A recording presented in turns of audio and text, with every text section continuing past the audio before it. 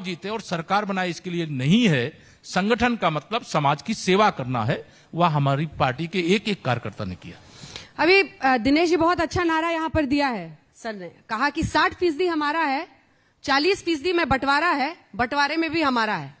तो इस 60% में तो तीनों आप लोग, योगी जी, ये और आप तीनों शामिल हो गए हैं। अग्रणी से लेकर ओबीसी और ठाकुर तीनों आपने शामिल कर दिया। और 40 में से बंटवारा, मतलब ये कह रहे हैं मुस्लिम और नॉन यादव जो यादव हैं वो दूसरी तरफ है, यही कह रहे हैं ना? ये नहीं, मैं ये नहीं कह रहा हूं अंजना जी, आप स्पष्ट हो लीजिए। मैं चूंकि आज तक के मंच से बोल रहा हूं, 40% में बंटवारा है, बंटवारे में भी हमारा है।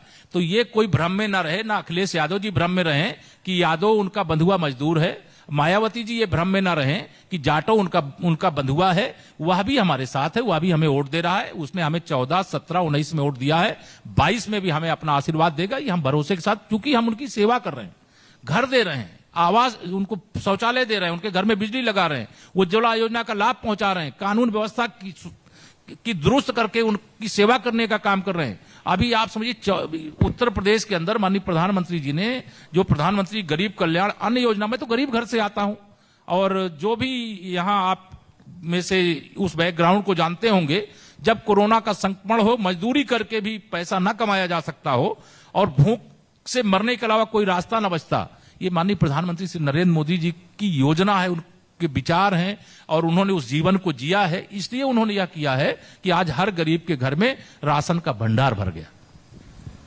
कुछ कहना चाहेंगे आप इनसे पंचायत के मंच में? नहीं, देखिए, माननीय केशव जी वरिष्ठ नेता हैं और इनका जो राजनीतिक विश्लेषण है वो सत्यता के निकट है।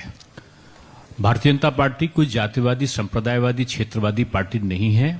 भारतीय जनता पार्टी सबको साथ में लेकर राष्ट्रवादिता और भारतीय संस्कृति और संस्कार के अनुसार चलने वाली एक अनुगामी पार्टी है। इसलिए जो जातिवाद की जो लोग बात करते हैं वो संकीर्ण दायरे में उत्तर प्रदेश के विकास को रोकना चाहते हैं। और केशव जी जो कह रहे हैं वो सही है कि सब में हमारा अस्तित्व है। 325 निश्चित तौर से अगर 325 से कम हम सीट लाते हैं तो अखिलेश यादव जी को थोड़ा भ्रम हो जाएगा, क्योंकि अगर वो 47 से 48 सीटें जीत जाएंगे तो लगेगा कि वो कुछ ज्यादा बढ़ा ले गए हैं। मायावती जी 19 से अगर वो 20 हो जाएंगी तो लगेगा कुछ ज्यादा। अगर कांग्रेस 7 से 8 सीट जीत गई तो वो भी लगेगा कुछ उनकी मजबूती हो गई है।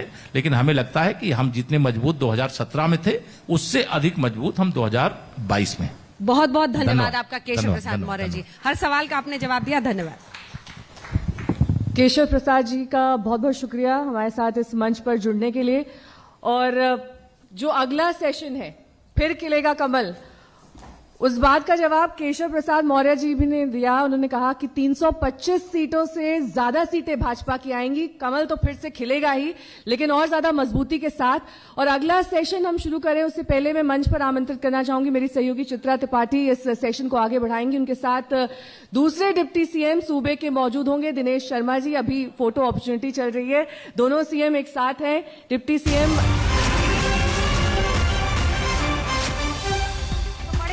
यूपी में 300 से ज्यादा सीटें जीतेंगे। पंचायत आज तक के मंच पर केशव प्रसाद मौर्य ने ये बात कही, 300 से ज्यादा। अब की बार 300 पार वाला नारा एक बार फिर से केशव प्रसाद मौर्य ने। पंचायत आज तक के इस मंच से योगी से मेरा कोई मतभेद नहीं है, केशव प्रसाद मौर्य ने इस बात को स्पष्ट कर दिया, साफ कर दिया।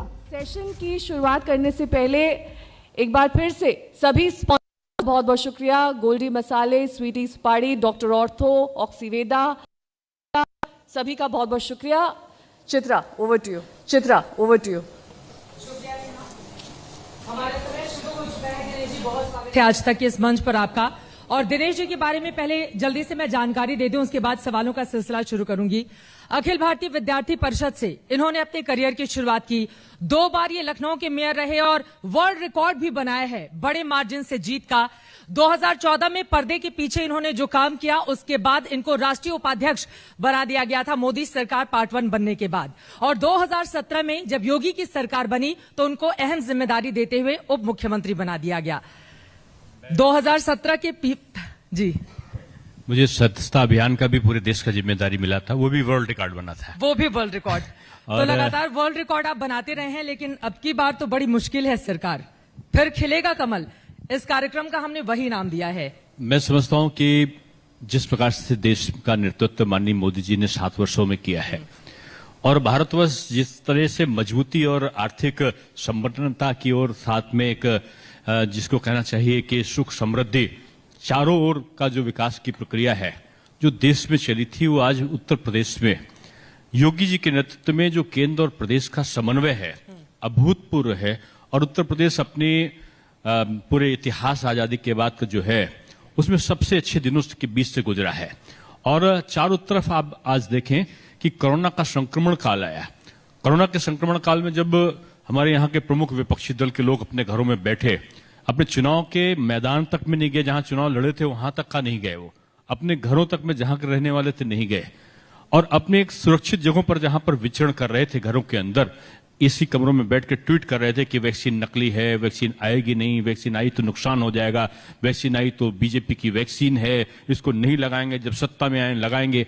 दुष्प्रचार का जब चक्र चल रहा था तो बीजेपी का कार्यकर्ता अपने प्राणों की बाजी लगाकर, हमारा जनप्रतिनिधि गांव-गांव, खलिहान मोहल्ले विचरण करके लोगों की रक्षा के लिए अपने आप को समर्पित कर रहा था।